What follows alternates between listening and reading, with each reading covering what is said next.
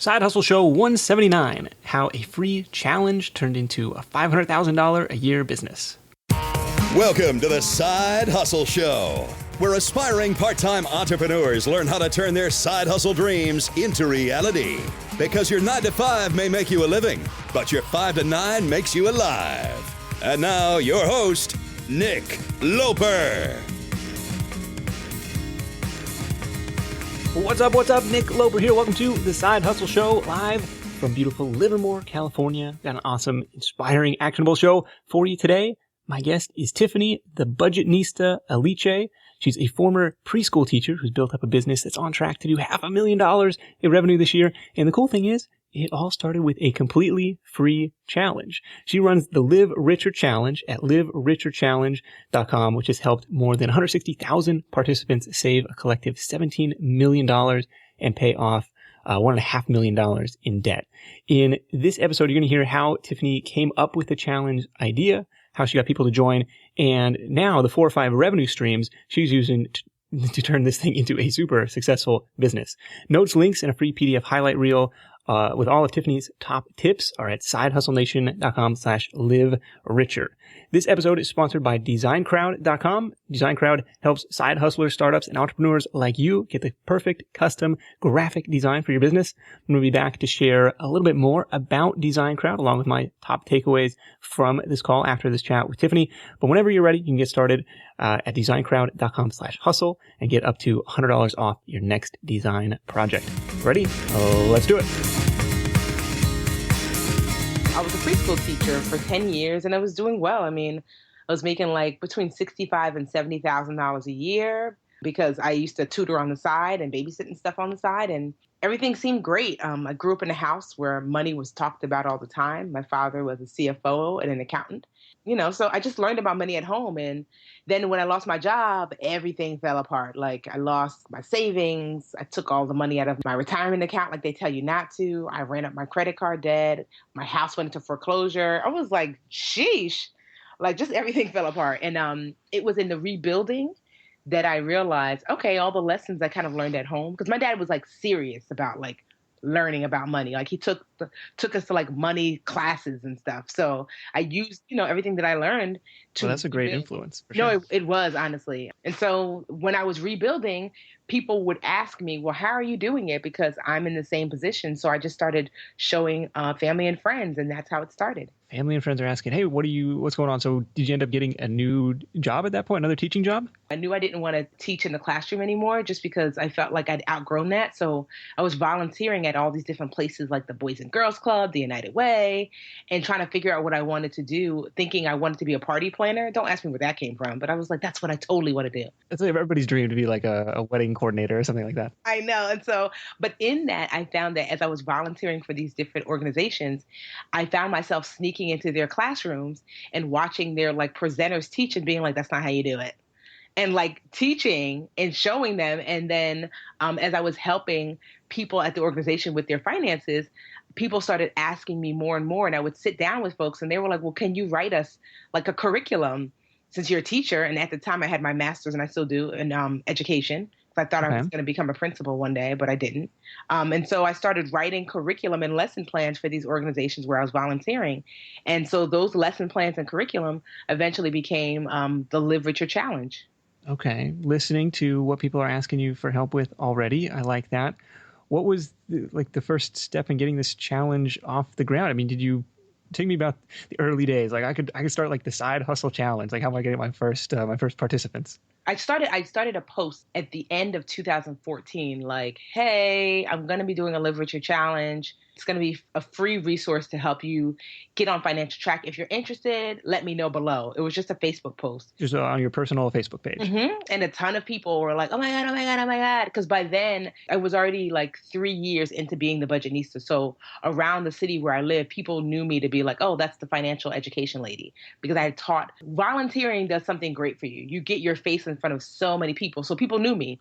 So when I posted it, it wasn't a huge surprise because by then I was hosting free community classes. They were sponsored by the United Way. They would pay me and I would host classes for the whole community to come to for free and teaching financial education. So when I said, hey, I'm going to be doing it online, the same stuff we do in class, people just showed interest. And I did it on purpose so I could start to collect interested parties.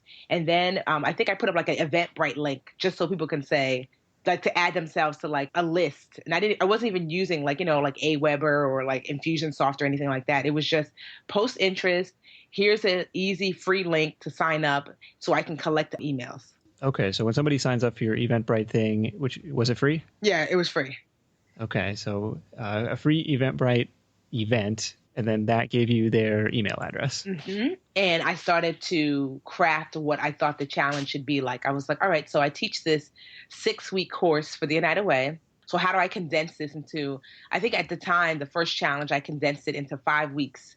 And the way the challenge works is I really played into what I knew about people from a teaching perspective, is that people want to be told exactly what to do. They don't want you to have them figure it out. So I was like, okay, so instead of me saying, here's some ways to do stuff, what if every single day I told you exactly what to do? And so that's the way the challenge works. You sign up, and every day in your inbox for the length of the challenge, which is about a month, you get one easy financial task that says, hey, call your service provider, tell them you don't have the money. Here's a script. If they say no, here's script number 2. If they say yes, here's script number 3. And then let me know how it goes. So that's how each task went. You didn't have to know how to do anything except for read, write, add, subtract. Okay. So for 5 weeks, people are getting this all delivered through email. Yes. Are you writing these out like the morning of and hitting send? In the beginning, I was. Okay. And that was really hectic. And so I realized, you know what? Maybe are there other ways I can get people to connect to different platforms? So I'm like, okay, one, I think I signed up at the time. I use Infusionsoft now, but I was using Aweber. So I'm like, okay, one, they're opening my emails, but what if I could get them to my blog? So in the email, I would say, hey, today's task is learn how to budget. You can learn how to rock this task here. Link to the blog post. So it like forces all of these people to, one, open my email, then 2, head to my blog. And then while on my blog, I was like, I would have like, tweet this out. So then I was like, every step of the way, I was trying to get them to touch all of my platforms to raise like my profile on all the platforms. Okay. Now, this is always a debate, like, how much of the information do I include in the body of the email versus like, trying to get traffic back to the site? I'm glad to hear your take on it. Because before then, like, I don't really consider myself a blogger because I was literally blogging. Like, I mean, if you got something out of me once every 4 months, you're lucky. So I didn't have anything on there and trying to get my blog active. And so this was kind of the way, like, okay, well, I know that at the time, my first year in 2015, I wanted 10,000 people to sign up. And we got that. We got about 20,000 people signed up for the challenge. And I would say about 50 to 60% of them came fairly regularly to the blog via the daily emails. For me, sometimes things happen that I don't plan on, but it was totally awesome. So I had this online Facebook group, and it was specifically for when I was teaching these classes in person in the community and volunteering. People kept emailing me, and I was like, look, I can't email everybody back the same answer. I'm going to form a Facebook group. If you're a class member, or if you've come to one of my classes, post your question here. I just added those people to the Facebook group. And I called it Dreamcatchers Live Richer. And somehow people from the challenge found the group. I didn't post it anywhere. I don't know how they found it. And people started adding themselves and asking to join and then sharing what was happening with them during the challenge. And I was like, this group is not for that. And then I realized, dummy, light bulb, this is awesome.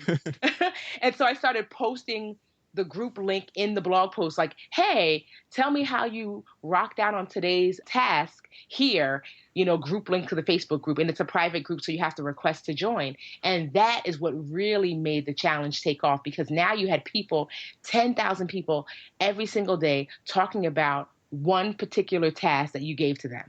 Now, you mentioned people, okay, they're going to link to the blog and then they're going to have an opportunity to share this on, their own Facebook and on Twitter and stuff. Starting out with your own personal network that you'd built over the years, doing these in-person classes.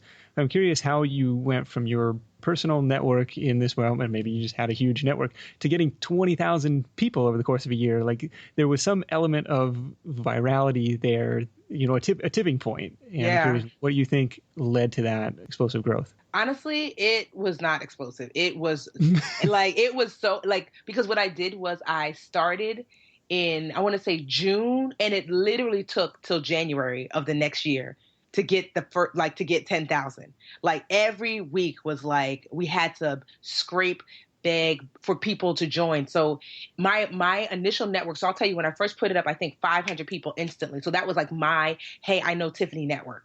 But that's good. That's okay. But because you have to remember, by then I had been teaching financial education in the community. And I think I had like an email list of like 2,500. So getting 500, it was like, okay, 500 folks. Sure. And then two, before Facebook kind of like made this illegal, when I first was starting the Budgetnista in 2009, 2010, one of my homeworks to myself was I used to go and friend 100 new people a day, or at least request to friend them, because I knew that at the time Facebook didn't have Facebook groups or Facebook business. So I was using my personal page as like a soft business page. So I wanted a whole bunch of friends.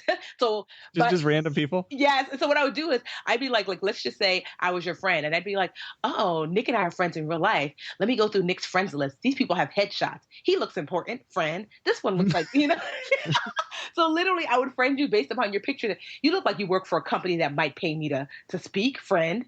And so, literally but obviously you cannot do that now. So now I have a friend list of like 5,000, but really it started in 2010. And then in 2010, I used to post a tip of the day, a financial tip of the day on my Facebook page. So on Facebook, I was known as and my nickname on Facebook, well, my name was Tiffany, the Budgetnista Aliche. And so I'm posting tips of the day. I'm sharing pictures of me speaking around in the community. So I had already laid a strong foundation for when the challenge came. It wasn't this huge, who's this girl? It was like, we've seen for years that she does this. Now I'm looking back, I was like, yeah, I think we were friends on Facebook before I ever met you. I was like, wait a minute. You got caught up in the Facebook, hey, he looks like he might be somebody who might know somebody who might know somebody. Oh, you guessed wrong. Okay.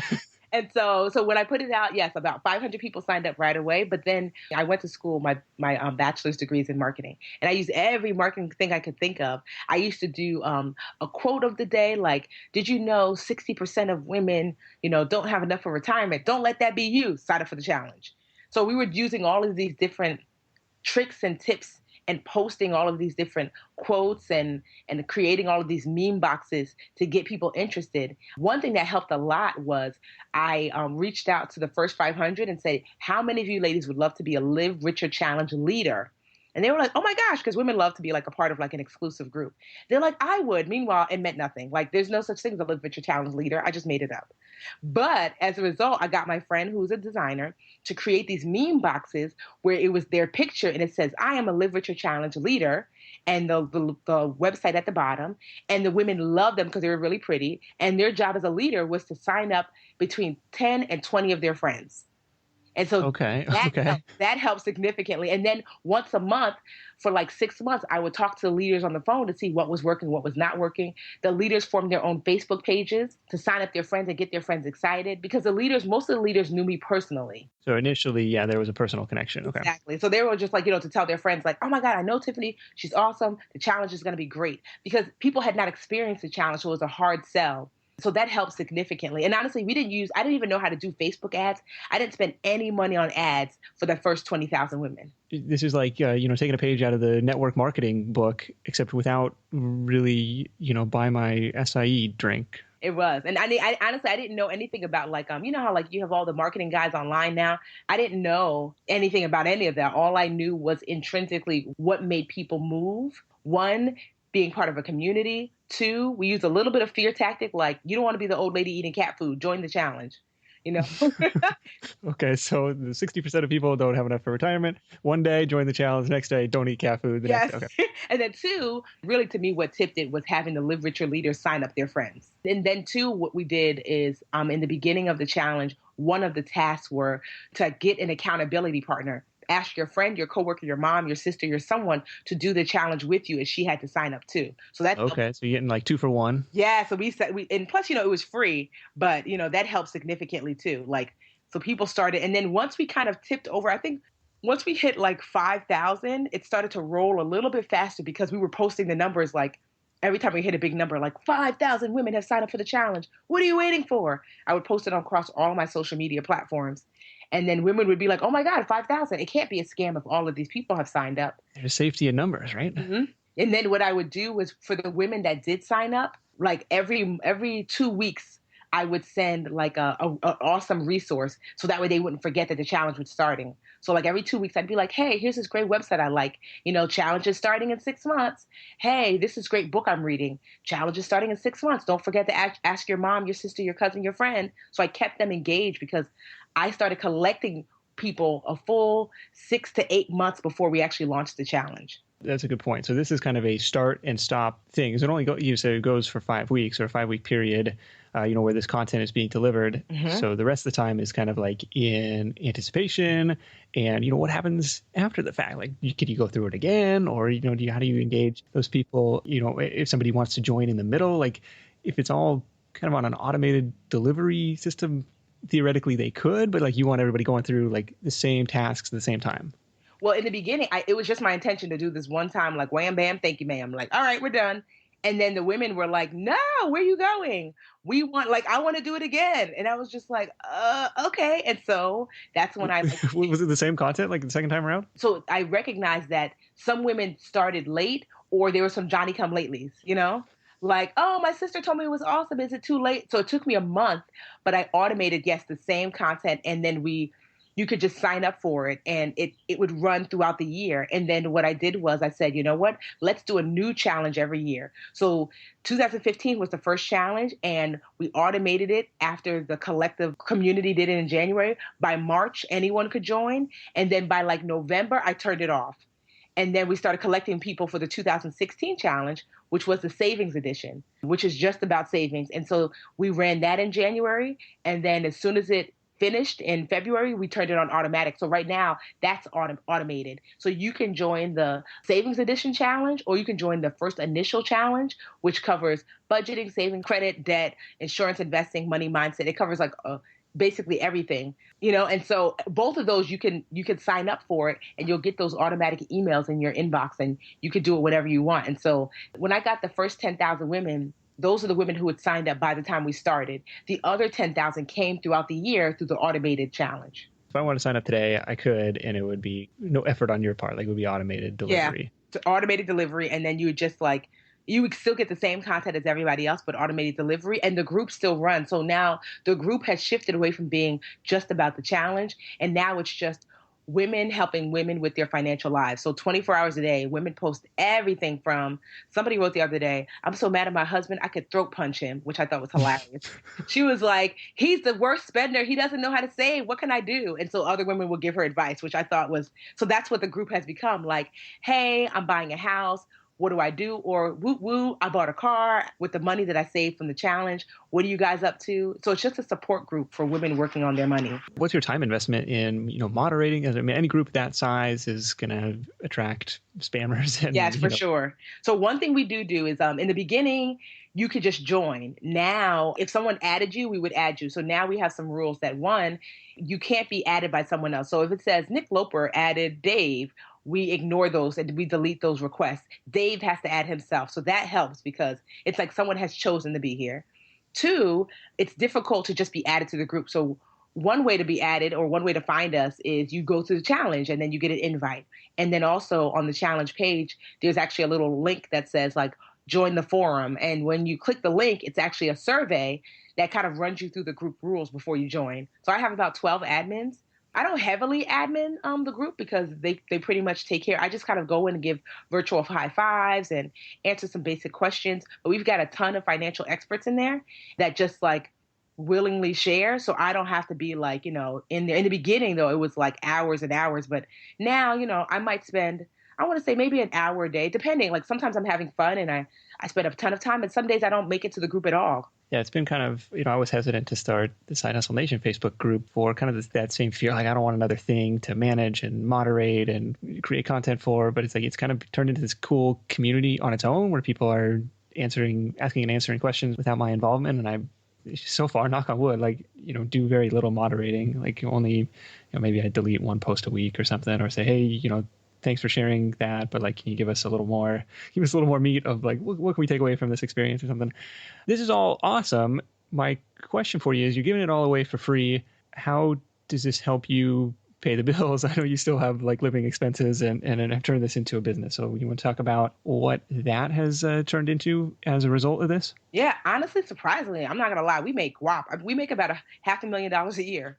I know, right? Sometimes I'm like, Giving something away for free. yeah, I know. Honestly, and here's how. So one, I use my social influence to flex on social media. So basically, I'll share like, oh, like we've got 10,000 women doing this, and we're saved $17 million. And so companies hire me to speak to teach their audiences. So that's one way. So last year, my speaking and like book sales. So even though the Live Richer Challenge is actually free online, they kick butt in book sales.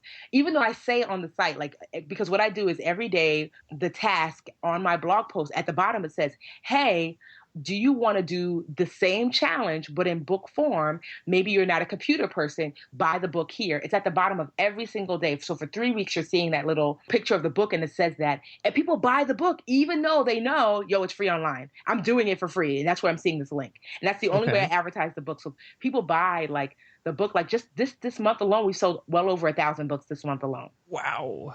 And so that's one. Two, like I said, speaking for different companies. Colleges hire me. Like I work with Prudential. I just signed an influencer contract with Ford today. Oh, wow. I used to work at Ford. Really? I'm excited. They sent me a car. I was like, okay, we could do this. What? I know. Jeez. And so, but because that happens because I'm treating my audience well, they come, they stay, and they're interactive. And as a result, companies want to get close to that, so they pay. And so last year, like I said, in speaking and in book sales, I made about $150,000. And then this year, we launched the Live Richer Academy. So this will be the first time that we really charge the individual. So the Academy, the way it works is that it's a monthly fee and it's the next level. The challenge is basic financial education. The Academy, I've gotten all these financial experts from around the country to come and teach a course that's their expertise. So we have a tax lady, we've got a student loan lady, we've got people that's not my expertise. And it costs $12.99 a month. At first it was $9.99 a month when we first opened in March. And now it's $12.99 a month. And we already have over 4,000 students. So just do the math for $10. 4,000 students, that's $40,000 a month. That's a pretty serious continuity business or membership business. Exactly. On top of that, but that came from years of giving and giving and giving. I was nervous to say, hey, audience, would you pay for more? Because they're not used to paying. And they were like, okay. And then I do affiliate links, but I'm always very transparent about the 3 or 4 things I actually really like. Like I love Digit, I love Ebates, I love Credit Karma. So I didn't even know that they had affiliates. In the first challenge, I was mentioning all of these great resources, but I didn't have a link because I didn't know anything about affiliates. And then a friend of mine was like, why are you not making money off these suggestions? I'm like, well, how do you do that? And he was like, these companies have affiliate links. You're already mentioning them because you use them and you love them.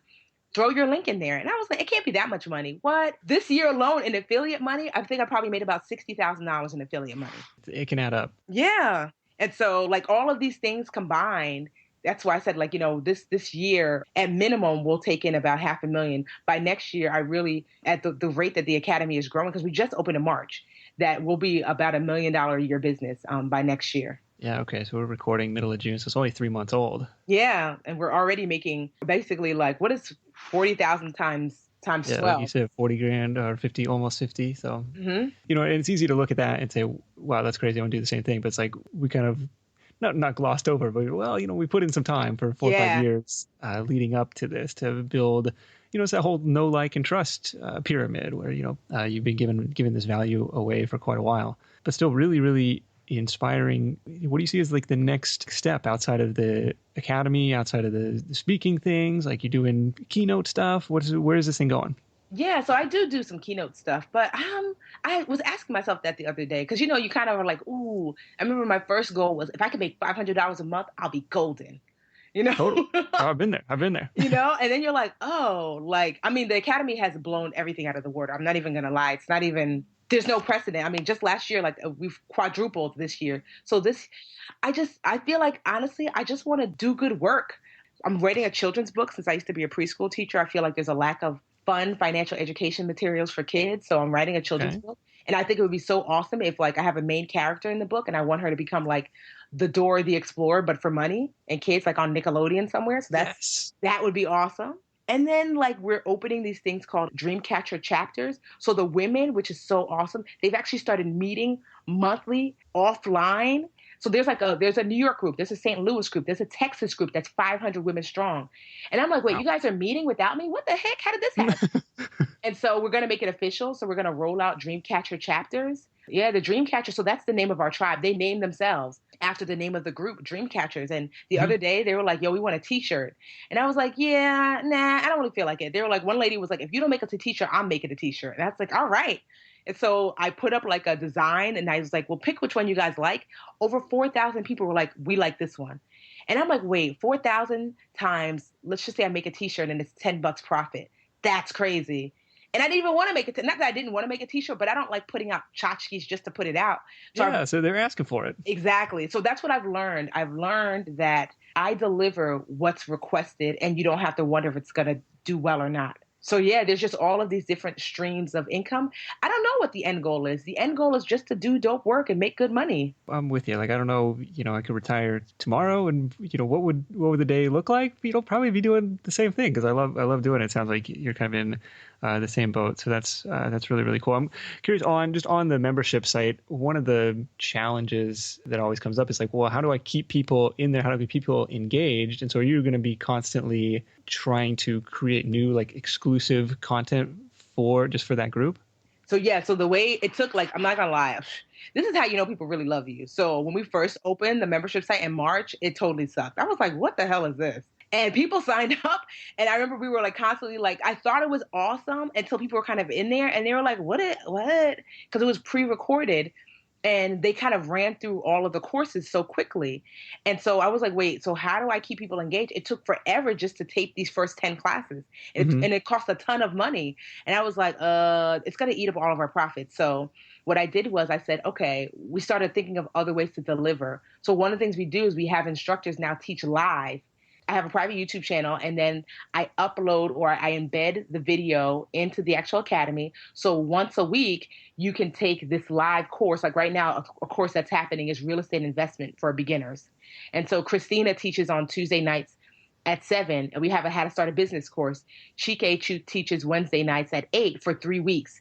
And so that keeps people going. And then every single Sunday, we have an Ask the Expert series where I find one of my dope friends to come on for a Q&A about like their particular financial expertise. And so I don't have to teach the other courses, but on Sundays I do, like, that's kind of like where I have to invest the time. It's like on Sundays for an hour, I sit and I do the Q&A and people watch live. So that keeps people interested because there's going to be a new course that's going to roll out every month or so. And then every Sunday it's going to be new material. So that's what keeps them going. And we have a private Facebook group specifically for the Academy. Sure. Well, if you need some help, people have questions about side hustling, I'm happy to help out. No, I would love to. That's one of the biggest requests, so for sure. Absolutely. Tiffany, this has been just really eye-opening stuff, like an incredible movement that you built. Check Tiffany out at thebudgetnetista.com. You find all the information about the Live Richer Challenge over there, everything she's got going on. Just want to say thank you for joining me, and let's wrap this thing up with your number one tip for Side Hustle Nation. Build your tribe now. I wish I wouldn't have waited so long because we'd be like probably 250,000 by now. Start now. I don't care if you have 10 people. Build your tribe, treat them awesome, and give. Love it. Thank you so much, Tiffany. We'll catch up with you soon. Thank you. This edition of The Side Hustle Show is brought to you by designcrowd.com. When you need design work done in your business for a logo, a book cover, a banner for your Facebook challenge group, check out Design Crowd. Just like Tiffany has crowdsourced suggestions and ideas from within her community, Design Crowd lets you tap into the creative energy of thousands and thousands of designers instead of trying to do it all yourself or hiring just one freelancer. So how it works is you first submit a description of the design you need done and what it's going to be used for. Then Design Crowd invites its 500,000 designers from their community to respond with their own ideas. And over the next week or so, a typical project is going to receive dozens of different designs from designers all around the world. When your contest ends, you get to pick your favorite and approve payment to the designer. If you post a project and don't find a design you like, you're protected by Design Crowd's money back guarantee. On top of that, they've got a special deal for Side Hustle Show listeners. If you check out designcrowd.com/hustle, you can get up to $100 off your next design project. That's designcrowd.com/hustle, or simply enter the discount code HUSTLE when posting a project on Design Crowd. All right. Hopefully this chat with Tiffany has your gears turning on what kind of free challenge you can host to grow and connect with your audience. I know she's got me thinking about how I can borrow her strategy there.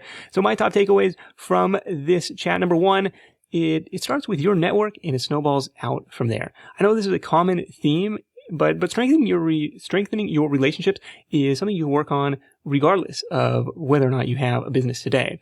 Like when people ask, oh, how can I get guests for my podcast? It's the same answer. Like it starts with your network and it spiders out from there. How do I get freelance clients? It starts with your network and it spiders out from there. So I know you've heard me say that over and over again, but I think it's true. Your network really is your net worth. And that's how it started, for Tiffany. That's how it started for me. And that's how it started for just about everybody I can think of. So number two, give people tangible results. She gave the example of a step-by-step money-saving script. And that's the kind of thing people can immediately take action on. Like following a recipe step by step by step. And when they see it work, they're motivated to keep paying attention and help you spread the word. Takeaway number three, figure it out as you go. This thing started with what Tiffany knew, personal finance, including admittedly her successes and her failures along the way. But she didn't know anything about online business, but she figured it out one step at a time. And that's what we all have to do. Like I'm still figuring it out as I go. So be sure to head over to sidehustlenation.com/live-richer, all one word, to grab the free PDF download with all of the Budgetnista's top tips from this conversation. I want to thank you guys so much for tuning in this week. Until next time, let's go out there, make something happen. And I'll catch you in the next edition of the Side Hustle Show, where my guest has a very interesting philosophy on generating cash flow quickly, and it's probably not what you think. So until then, hustle on. Thanks for listening to The Side Hustle Show at www.sidehustlenation.com.